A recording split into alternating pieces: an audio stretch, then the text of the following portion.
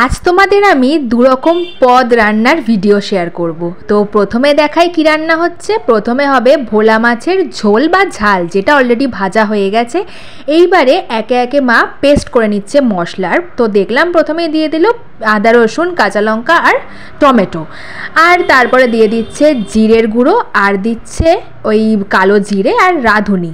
তো পেস্ট ওদিকে রেডি করে নিচ্ছে মা সামান্য একটু জল দিয়ে, আর এদিকে তেল গরম করে ফোড়নেও দিয়ে দিচ্ছে কাঁচা বলছি দেখ কালো জিরে আর রাঁধুনি দিয়ে, তারপরে দিয়ে দিল কুচনো পেঁয়াজ। তো আমি না মাছ ভাজাটা আজ দেখাতে পারিনি, কারণ মাছগুলো আমি ভেজেছি, আর আমি ভাজলে কি করে ভিডিও করব বলো, দুটো কাজ তো একসঙ্গে পারবোই না, খুব রিস্কি হয়ে যায়। মা যেহেতু একটু ব্যস্ত ছিল ওই জন্য আমি হেল্প করে দিয়েছি। তো তারপরে ওর মধ্যে দিয়ে দিল আলু, মানে পেঁয়াজটা হালকা ভেজে আসার পরে আলু দিয়ে আরও ভালো করে ভেজে তারপরে দিচ্ছে নুন দিয়েও দেখলাম আরও একটু ভেজে নিচ্ছে। আর ওদিকে মশলার পেস্ট তো আমাদের প্রায় রেডি হয়েই গেছে। তার মধ্যে হলুদের গুঁড়ো আর লঙ্কার গুঁড়ো দিয়ে ভালো করে ঘুটে নিয়ে তারপরে এটা আলু আর পেঁয়াজের মধ্যে মা দিয়ে দিল।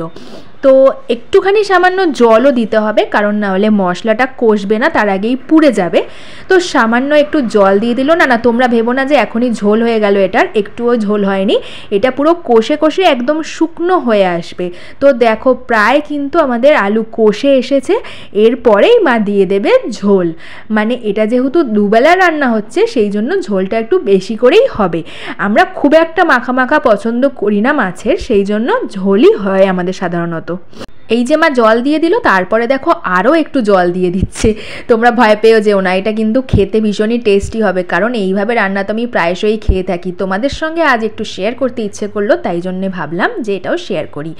তো ঝোল তো ফুটে গেছে, আর এদিকে আলুটাও সেদ্ধ হয়ে গেছে। এবারে ভেজে রাখা মাছগুলোকে মা দিয়ে দিচ্ছে। এখনও কিন্তু ঝোলটা হতে দেরি আছে, মাছটা আগে আগে দিয়ে দিচ্ছে, তার কারণ মাছটা ঝোলের সঙ্গে যত ফুটবে ততই কিন্তু খেতে টেস্ট হবে ঝোলটারও আর মাছটারও।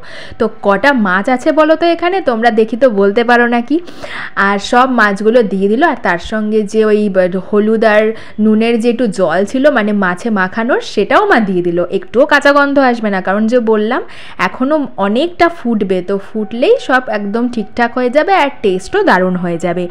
দেখতে দেখতে তো আমাদের ভোলা মাছের ঝোলই বলতে পারো আজকে, সেটা রেডি হয়ে গেছে। মা ঢাকা দিয়ে দিল। নেক্সট রান্নার জন্য মা আরেকটা কড়াই বসিয়ে দিয়েছে, আর ওতে দিয়ে দিচ্ছে সর্ষের তেল। কি রান্না করবে বলো তো, আমিও জানি না, চলো দেখতে দেখতে বলছি। তো ফোড়ন দিয়ে দিল জিরে, শুকনো লঙ্কা আর তেজপাতা। লঙ্কাটা ভালো করে মা একটু ভালো করে ভেজে নিচ্ছে একদম কড়া করে। তারপর দিয়ে দিল এতে ডুমো ডুমো করে কেটে রাখা আলু আর পেঁপে। তো দেখে আমার মনে হলো এটা পেঁপে আলুর তরকারি হবে। মা বলল না, আজকে নর্মাল পেঁপে আলুর তরকারি নয়, আজকে করব পেঁপে আলুর ডালনা। আমি ভাবলাম ডালনা, সেটা কীরকম, চলো দেখি তো তোমাদের সঙ্গে আমিও। পেঁপে আলু ভালো করে ভেজে দিয়ে দিচ্ছে নুন, তারপর দেখলাম আরও একটু ভেজে নিচ্ছে, আর তারপরে এখানে একটা গুঁড়ো মশলার একটু পেস্ট বানিয়ে নিচ্ছে।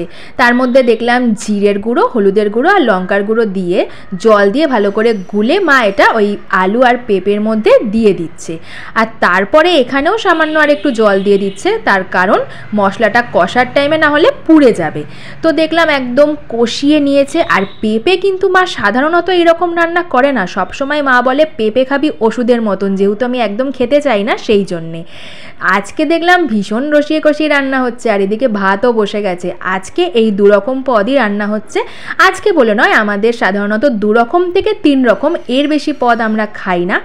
আর এদিকে এটা প্রায় কথা বলতে বলতে হয়ে এসেছে। মা একটু ঘেটে দিল তরকারিটা। লাস্টে দেখলাম চিনি, ও বাবা, ওটা কিছুতেই মা ভোলে না, ওটা মনে হয় মায়ের সব কিছুতে একদম ঠিকঠাক মনে থাকে। তো রেডি হয়ে গেছে আজকে রান্না বান্না। চলো এইবারে খাওয়া যাক, দেখা যাক এই পেঁপের টেস্টি টেস্টি ডালনাটা খেতে কেমন হলো। তোমরাও এইভাবে বানিয়ে খেয়ে দেখতে পারো, আমার কিন্তু বেশ ভালো লেগেছে, আর আশা করছি তোমাদেরও খুব ভালো লাগবে। আর ভোলা মাছের এই ঝোল বা কষা, যারা যারা ভোলা মাছ খেতে ভালোবাসো তাদের তো কিছু বলারই নেই, ভীষণই ভালো লাগে খেতে। চলো আজকের মতন এখানেই, টাটা।